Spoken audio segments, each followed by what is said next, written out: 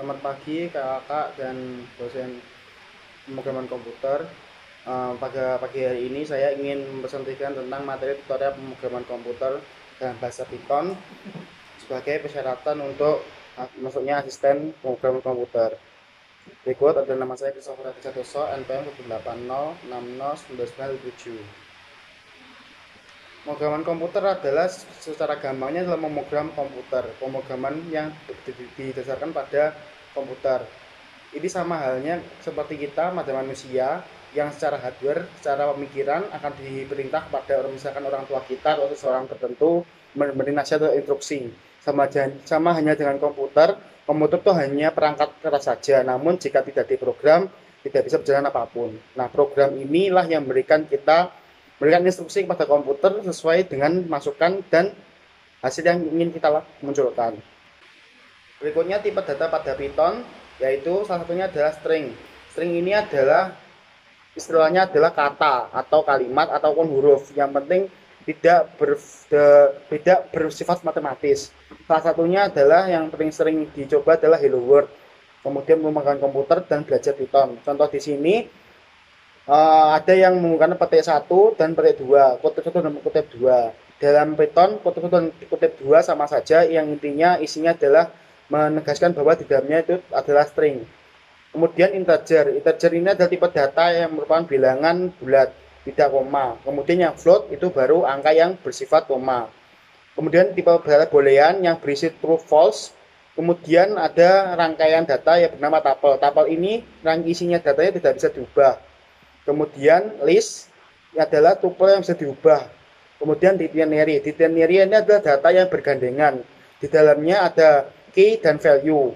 Contohnya dalam PPT ini mata underscore kuliah itu masuk dalam key-nya. Kemudian pemrograman komputer adalah value dari key mata kuliah. Kemudian adalah semester 3. Semester ini adalah key yang bervalue 3. 3 di sini ada kutip, maksudnya 3 ini bersifat string. Kemudian bobot 12. Di dalam Python sendiri pun juga ada namanya variabel. Variabel di Python yang bersifat case sensitif. Artinya case sensitif adalah huruf besar dan huruf kecil berarti beda. Contohnya di sini adalah misalkan di sini adalah nama dengan kecil semua. Variabel bernama-nama adalah Budi, BUDI kecil semua. Kemudian nama variabel bernama-nama adalah Budi besar semua. Kemudian jika ini dicetak, kemudian diberikan kata-kata, akan menjadi print ini nama kapital nama. Maka nama yang kecil itu bernilai Budi dengan kecil semua, dan nama dengan besar semua akan bernilai dengan Budi besar semua. Kemudian dalam Python sendiri pun juga ada operator. Operator di sini ada sebagian yaitu aritmatika. Aritmatika ini adalah operator biasa, operator pada penghitungan. Operator perbandingan di sini adalah nilai yang dicari adalah true or false. Biasanya ada di bawah if. Kemudian penugasan, kemudian ada del. Del di sini adalah untuk menghapus dari 3 data ini, yaitu tuple, list, dan dictionary. Del di sini untuk tuple, karena tuple tidak bisa diubah, maka del tuple tuple semua. Artinya tuple tersebut akan dihapus semuanya, tidak bisa satu persatu. Kalau misalkan di list, maka bisa saja nanti dengan indeks bisa dihapus. Kemudian maaf, ini di sini listnya ini kurung siku semua ya. Untuk len adalah untuk menentukan bahwa panjang suatu yang kita cari. Maksudnya panjang di sini adalah jumlah dari cacahan huruf atau cacahan angka, maupun cacahan jumlah list atau tuple di dalamnya.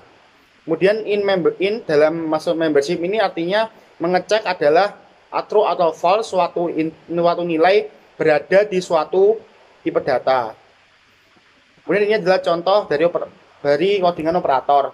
Di sini ada dua, yaitu tipe data integer dan tipe data string. Tipe data integer jika dioperatorkan ditambah, maka integer tersebut adalah angka, maka hasilnya ditambahkan. Contohnya di sini harga baju 1.500, harga celana 2.000. harga pakaian, harga baju tambah harga celana. Jika ini tipe data integer, maka ditambahkan saja seperti aritmatika biasa. Tipe itu tambah 2000, maka hasilnya 3000. 3500. Kemudian untuk tipe data string, karena string itu merupakan angka, dia ditambahkan, maka hanya digabung saja. Ini contohnya UNIF sama dengan UAJY, fakultas sama dengan FTI. Kuliah sama dengan fakultas ditambah petik, di situ artinya suatu nilai yang isinya spasi, kemudian ditambahkan UNIF. Maka di print hasilnya saya kuliah di FTI spasi UAJY. Maka FTI itu adalah fakultas, kemudian diprintkan petik, diprintkan spasi, kemudian diprintkan UNIF. UNIF-nya UAJY. Kemudian ada kondisional. Kondisional di sini ada if, else, dan elif. Ini adalah contoh dari if, else, dan else. Dalam if itu artinya jika, maksudnya satu pemilihan. Kemudian elif itu adalah if nilai dari pemilihan jika, namun satu induk dengan if. Artinya jika ini atau tidak memiliki pilihan yang sendiri-sendiri. Artinya satu kondisi memiliki pilihan. Kalau misalkan kita if semua, maka tidak berhubungan dengan if atasnya, maka kita harus pakai elif. Untuk else ada pilihan lainnya. Contohnya misalkan di sini. Hari itu kita inputkan, maksudnya inputkan tidak dideklarasi di awal di program, namun kita bentuk suatu inputan. Jika if hari sama dengan Senin, maka nanti akan muncul sesi 1 PRD, sesi 3 mekatronika. Jika muncul hari Selasa, maka diprintkan, outputnya akan muncul sesi 2 pemrograman komputer. Kemudian jika yang keluar yang diinputkan di hari itu atau suatu nilai yang berada di variabel hari itu bukan Senin bukan Selasa, namun yang lainnya akan nanti muncul libur rebahan saja. Contohnya ini ada 3 contoh yang dimasukkan Senin, maka ke print yang if pertama. Kemudian jika dimasukkan Selasa, maka muncul perintah yang di elif. Kemudian jika lain Senin dan lain Selasa, misalkan itu hari Rabu ataupun misalkan hari Kamis atau hari Tuesday atau bagaimanapun, nanti munculnya akan libur rebahan saja.